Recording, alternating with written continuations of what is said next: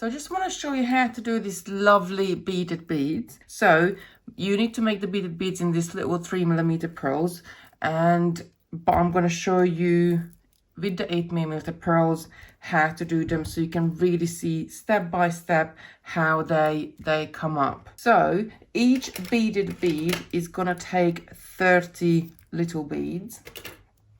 So you can count out your beads if you like. That's just sort of organizing your work, and if you got a bead left or two at the end, you know you went wrong somewhere. So there's 20, 25, 30. I'm gonna count this and leave them to the side. Now we're not gonna use seed beads between these beads. We're only using the beads themselves. So take a long thread. I like to use sort of a doubled arm span, and I'm leaving the bobbin on for now, so if I need more thread later on, I can just unreel more and put the needle on there and continue from there. So first, what you need to do, you need to pick up 5 of your pearl beads. Remember, I'm showing you this with the larger pearls, but you need to create the little feature beads with 3mm pearls. Well, you can make them also once you learn the technique with larger pearls, and I even made like really large one and used them in home decor, and they looked great. So I put on 5 pearls. I need to go through all of these 5 pearls to form a circle. So I'm going to come from the tail end. I usually like to wrap it around my finger so I got a nice solid base there, and go through all of them and pull it up nice and tight. And just follow my thread path around, go to these pearls. Now, because I'm using larger pearls, it will be a little bit more flimsier than when you used smaller pearls. And I'm going to go to the first pearl one more time. So I'm working away from my tail, and I can pull this really nice and tight. But if you later on you do make these beaded beads with larger beads, then you just need to reinforce your thread path at the later time. So we got a cluster of 5 beads here. Then I want to make another cluster. So each of the cluster I'm going to be making is going to have 5 beads on there. But from our next cluster, we already got 1 bead on here, so we only need to pick up 4. So if you think about this first cluster is your base, and we're going to move and work around this. So I'm going to pick up 4 and take this right down. Then to turn this into a cluster, I need to go through the same bead I'm coming out from before picking up those pearls, and go through that one. So when I pull this up tight, we're going to see we got sort of a figure of 8 beads there. Now, to be in position to add further beads, we need to move a pearl along. So I'm just following my original thread path, and I'm going through the next pearl bead there, just like that. Pull this up nice and tight. Now, creating the next cluster of beads, I already have this one on my base, and I need to join the next cluster with the cluster I just made. So I got 2 pearls here already of the 5 I need to add there. So this time I'm only picking up 3 pearls. 1, 2, 3. Let this go right down. Now, once they're down at the end, I need to connect them up. So I'm gonna go through the pearl from the previous cluster and the pearl on the base, and I pull this up nice and tight. Just like that. So I've got 3 clusters together now, and I need to move along so I'm able to add further beads. So I'm just gonna follow my thread path around and move along, just go through the next pearl on my base, pull this up nice and tight. Now I'm just gonna turn this a little bit. So as you see, we're gonna do our next cluster here. Again, we got 1 bead already there from the base and 1 bead from the previous cluster. So again, we all need to pick up 3 of these lovely pearls. Take them all the way down. And again, I'm going to go through the bead from the cluster before and the one I'm just coming at from on the base and pull this up. So we got clusters around 3 of our base. To do the next one, we need to step up and go through the next pearl on our base. So we're moving along. Again, I'm gonna pick up 3 of these lovely pearls, take them all the way down, and then I'm gonna go through the pearl from the cluster before, the one I just came at from before adding the pearls, and pull this tight. So now we've worked our way around 4 of our base bead. Now to do the 5th one, and this is sort of going to start to close it up and start to cup your design. We got 1 pearl from the previous cluster, we got our base pearl, and this is, we're going to have to, this pearl, which was the first cluster on the top of our base, will be included in the next round as well. So I need to go through the base and come up the side of the cluster, which we very first added on the top of our base. So now I got 1, 2, 3 of my pearls there already, so I only need to pick up 2. Take this down, and now I'm gonna come back through all of these 3 pearls. So the one from the last cluster, the base one, and the one from the first cluster there. And I'm gonna pull this nice and tight, just like that. So we've got sort of a little flower going on, and now half of our bead is done, and we need to well, when you're working with smaller beads, you already, once you added this last one, so if I pull this nice and tight, you can see it's starting to cup around. I'm gonna go, as I'm coming out of this side bead, what I need to do, I want to add my next cluster around these beads. I'm going to move along 1 bead on the outer edge. Just 1. It doesn't matter which direction you go, because you're going to come back around on yourself as long as you keep going to the same direction. And I'm going to keep this nice and tight. So again, I got 1 and 2 pearls already here. So I'm going to pick up 3, and I'm gonna go through the top one from the cluster before and the one I'm just coming out from. Pull this up nice and tight. Just pull on my tail as well, so you can see this is already trying to form a little bead. And then we need to move along. Now at the bottom, we only needed to move along 1 pearl, but now because we are trying to close it in, we need to move along 2 pearls. So I'm gonna, if you look at your look at this 10 pearls at the top as your base, you're gonna move along 1 and 2, again in the same direction as you started to move before. And now if you look at it, we have 3 pearls out of the 5 what we need to make. So I'm only picking up 2 pearls at this time.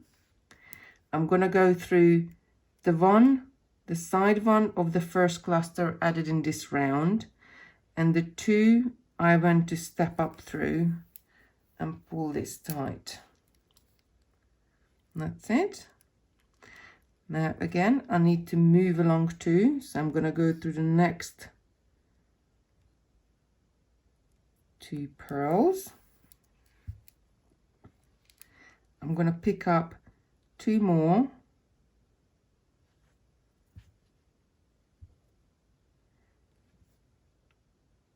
I'm going to go through the side of the previous cluster and the 2 I just went through to step up to be able to add the beads, and pull this tight. Now you can see this is already sort of forming into a ball shape. Then again, you need to step up. So I'm going to go through the next 2 beads. Pull it nice and tight so it's closing in now. I'm going to pick up 2 of the pearls. And I'm going to go through the side of the pearl before and the 2 I went through to step up. And pull this tight. Now if you counted your beads out, you only have 1 left, which tells you this is your final step, and there are 4 beads already there for your cluster, and there's 4 beads on this side for your cluster. So what you need to do to finish this off, so it will have equal thread paths everywhere, you need to go through the next 1, 2, 3 beads. Pull this up tight, and then we're going to pick up this remaining pearl, and you're going to come back the side bead from the last cluster and go take your thread around, taking it through. So we've sewn these 5 beads together, but we added the last bead, so you would think your bead is ready. What you need to do, you need to come back to, we just did this, so you need to come back around. When we added this pearl, we went through this one, so we need to come around the next 3 to get back to the pearl we just added, and go through the pearl as well we just added, the last one. And as you can see, these 5 beads, this is your last cluster, is not sewn together. So I'm just gonna take my thread through these last 5 and sew them through. Of course, if you're working with a smaller bead and you want to add a little bead inside it, before you add that last bead, that's when you would do it. Now I have made beaded beads this size and larger in all sorts of different colors, and when you're working with larger beads, your thread always becomes a little bit more loose. So what you need to do, if you do wish to do these beaded beads with larger beads, you just keep going around your thread path, pulling it tighter and tighter each time you go. Any thread path you created, and that will tighten up your tension, that will tighten up your bead. So the larger bead like this, you can use it as a pendant, or I even made like sort of really large ones, but I think they were 22 mil beads themselves. So these are 8 mil. They were almost 3 times bigger, and I just had them, I made a few, and they were just sitting on the side in a bowl in the living room. I just sort of in home decor with some pot puree. It just made a really nice sort of adored little decoration for your house. So that's it. So if I want to use this in anything, I will need to reinforce, as these are larger beads, but when you make the smaller beads, you really enough to go around once. But when you're working your thread off, you can work it off with a 1 thread knot or anything, or just keep going around the bead until you run out of thread, or you can't take your thread through the beads any longer. So let me just put this to the side, and I'll show you how to string them up and finish your necklace off. So you're going to need a length of tiger tail. You could put this on thread as well, but I just think tiger tail is a nylon coated steel wire, and it's really, really strong. I like to make my patterns, when I do something like this, I like to start in the middle, because then I know I'm going to have an even number of beads on the sides going up, and the top I know pretty much you can guess how much sort of beads you're going to need there to lengthen your necklace. So I like to make a front piece and then just use some pearls at the back, going towards the back, towards the clasp, because you don't really see that part of the necklace that much anyway. There is so many different patterns you can do with the beads. You can include smaller beads, larger beads. You could use just the crystals and the pearls themselves, or put a larger pearl or smaller pearls between your beads. It's up to you. So take a length of tiger tail, approximately, I would say 60-65 centimeter, unless if you know the length you need it to be, then just cut it a little bit longer, so you have like a little bit left over to work with your tails when you add your clasp on. So looking at your bead, find the 6mm bead inside it. Where is the hole in the 6mm bead, and go through that 6mm bead with your tiger tail. I'm going to take this right down to the middle, and then I add my beads to either side. So if I add a 6mm pearl to one side, then I add it to the other side at the same time, and you can pretty much make up any pattern you like. This is entirely up to you. If you want less crystals and more pearls in there, or more pearls and less crystals, or you want smaller and larger pearls on there, it's entirely, you can make your unique patterns what you would like to do. So I just added a pearl and a crystal and a pearl to either side to start my pattern off, and I'm going to continue this up all the way to the top. I like my necklaces probably about 46-47 centimeters, so they sit a little bit further down on my neck and just sort of above the line of my clothes. So I'm going to keep adding this pattern for another maybe 10 centimeters on either side to have the front part, and then just fill it up with 1 beads at the back. So fill your necklace up, continuing adding beads to either side as you go along, and I'll show you how to add the ends. As you have the tiger tail here, which is a nylon coated steel wire, you can't really knot this. The only thing you can use with this is crimp beads, and crimp beads are these tiny little metal beads which we're going to crush with pliers, and once you crush them down, they're going to stay sort of crushed and hold your necklace up. So first I'm going to string on a callotte. The callotte is sort of this little clamshell look-like finding with 2 loops on the end, on either side, sort of 2 balls stuck together.